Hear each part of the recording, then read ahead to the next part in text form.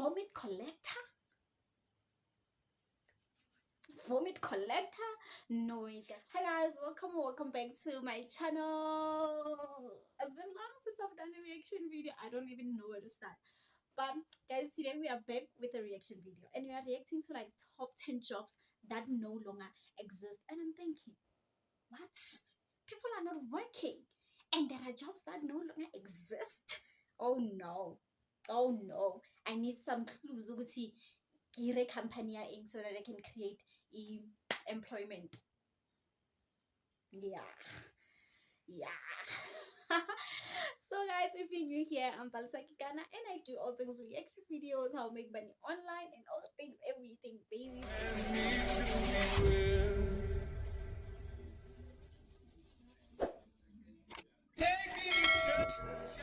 And today we're talking the top 10 jobs that no longer exist. I'm a YouTube host, which is a job that really didn't exist until about 10 years ago.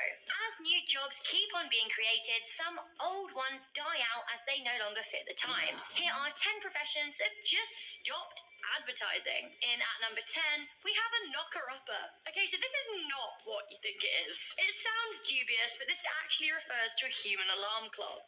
The practice was very popular in working class towns in the UK and Ireland in the 1800s up until the mid-1900s. Knocker-uppers were people that used to have long sticks to knock on windows and often whistles to wake people up so they were on time for work. I mean, to be totally honest, the struggle must have been really, really real before alarm clocks existed. Yeah. So these persistent fellows made sure that those who needed to be up were up. Unfortunately for them, the practice started to die out in the 1940s and 50s as alarm clocks became common practice in the home. Now, physical alarm clocks are pretty much over too, with the invention of phones that have that capability. In at number 9, we have a pin setter. Pin setters were the poor souls that had to brave big, heavy balls coming to crush them as they reset the 10 pins at a bowling alley. This job was usually a low-paid position taken up by teenage boys, although there was one huge benefit. Often, the lads that worked this job were allowed to bowl for free. Pretty sweet if you're a kid that just wants to bowl. As automatic pin setters were introduced, the job slowly died out between the 1950s and the 1970s. Next up, we have an absolute Victorian classic. Coming in at number 8, we have the chimney sweep. While you can still pay companies to come and clean your chimney, the classic chimney sweep job, as it was popularised in literature by Oliver Twist, no longer exists. The chimney sweep that comes to mind is actually the main sweep's apprentice, a climbing boy as they were known. These were children as young as 4 years old who were tasked with climbing up a narrow chimney shaft to clear blockages. This would stop the chimneys from blowing smoke into a room, so it was kind of important. We don't do child labor. Happening up until the late 19th century, when concerns were raised over the amount of children dying on the job. Often they'd get trapped, suffocate, or be scorched from a lit fire. Soot was then collected and sold on, with the boys cleaning around 5 fireplaces a day. A practice of hardening was used by their masters, who would purposefully burn their knees and elbows, then rub them with a strong brine using a brush. This basically stopped them getting more easily hurt on the job, slowing down work. In at number 7, we have a lamp lighter. Back when streets were lit by candlelight and gas lamps, lamp lighters were employed to light and extinguish them. Lamp lighters would usually light the street lights with a wick or a long stick at dusk and then extinguish the flames at dawn. They would also carry out maintenance on the lights, making sure candles or the gas was replaced. These days, almost all street lighting is generated by electricity, so we no longer have a need for this profession. In at number 6, it would have been a great job for me at the time, we have a town crier. Hear ye, hear ye. That's what they say. Town criers used to be people who would ring a bell in a town or city centre and declare the news to all that would listen. These were the main sources of communication and information for townsfolk and the government. At this time, most people couldn't read, so they needed to hear the news. For example, if the King of England had a child, a town crier would ring his bell and announce it in the street to rapturous applause. The same would go for information regarding taxes or town notices, such as reminders not to urinate in the river the day before water was collected to make beer. Good times. Those were the days. These days they do still exist for traditional festivals and occasions, but they aren't a proper salaried job. They'll almost always be held by volunteers. In at number 5, we have a plague doctor. I find these so interesting. When the plague was an issue sweeping through Europe in the 1600s, some people had a job of seeing to the terminally ill. These people were the plague doctors. You did not want to be a plague doctor, mainly because the plague was a highly contagious, incurable disease that almost always resulted in an untimely and undignified death. In the 1620s, plague doctors adopted a bizarre costume invented by Charles de la Orme, which consisted of a heavy wax coat and what was essentially a bird mask, which is kind of creepy. The beak of the mask was stuffed with herbs, straw, and spices. And to be honest with you, like, the look of the heavy jacket and the mask made people look kind of nightmarish. Also, given the nature of their work, which included popping buboes and bloodletting, I would say that nightmarish was actually the most accurate way to describe their line of work. Another very unpleasant job up next. In at number 4, we have an executioner. So this job does actually still exist in some places in the Middle East, and indeed people will act as executioners in some states in the USA. However, this job was a staple in the more backward Middle Ages and was especially prevalent in the French Revolution. Now, as most developed countries have banned capital punishment, it no longer exists in most places. Back in the day, though, the local hangman and guillotine operators were notorious in their town. Hangmen would be in charge of tying the noose and making sure deaths were quick. Guillotine operators, on the other hand, became celebrities in their own right during the French Revolution's reign of terror. Many execution audience members would chant their name and clap as they came out to do the deed, which is kind of weird.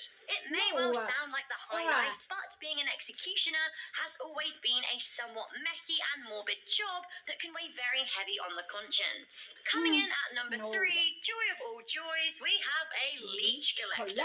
I don't enjoy a leech. Back in the day, especially in the 19th century, doctors loved a good leech for the practice of bloodletting. It was believed back then that the human body contained 4 humours: blood, black bile, yellow bile, and phlegm. For a person to be healthy, these humours must be in balance. Sometimes humours had to be drained to achieve this balance, which meant that there was often a lot of bloodletting. Leech collectors were usually women who collected the slimy creatures from boggy areas, often using their own legs to attract them, picking them off when they'd sucked up enough blood. Gross. As they were so often bitten by leeches in boggy areas, leech collectors were subject to infections and illnesses. So I'm not sure whether I would rather collect leeches or other people's vomit. Gross. None would be ideal. Probably leeches, though. In at number 2, we have people that chose the latter.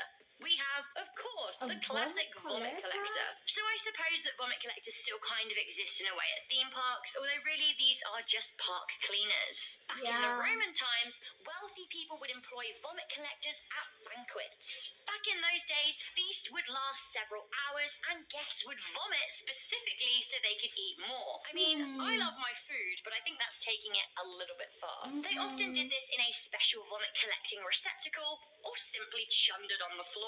Those who deployed the receptacle, emptied them and cleaned up the sick were the vomit collectors, and that must have smelled, well, you can imagine. I guess I'm moving on from the disgusting to the actually kind of fun to finish this list. I really wish this job still existed because I think I would love it. Coming in at number 1, we have a bard. A bard was a musician, poet, and storyteller who would be employed by a monarch or noble to literally sing their praises, which is probably actually where that phrase comes from. The bard would often follow its employer around, telling musical stories of their accomplishments. So, for example, if any of you have seen the Monty Python Holy Grail, this is like the minstrel who sings Brave Sir Robin. I really, really would enjoy either being a bard or having a bard. Can you imagine? I would rather have a bard. Brave Rebecca was a YouTube host. She was great.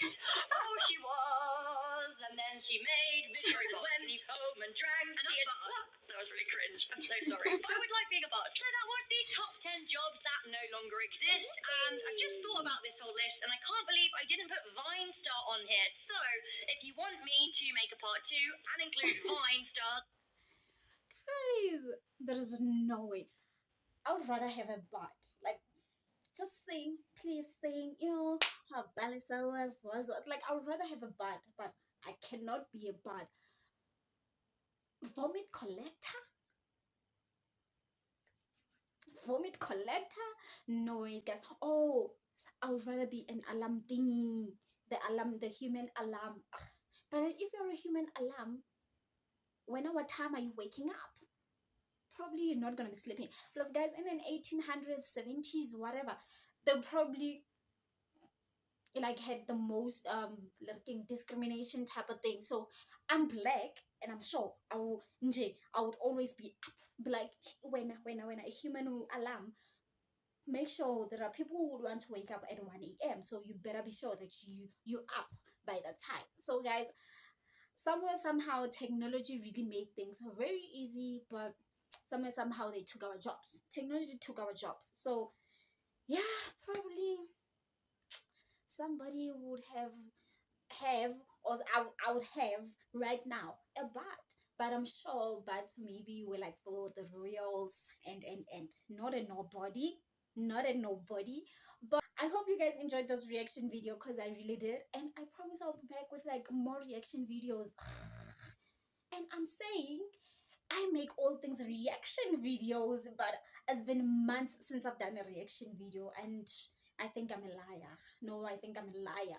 But please, guys, don't forget to comment, like, and subscribe. Please share my videos, and I'll see you guys in my next video. Bye.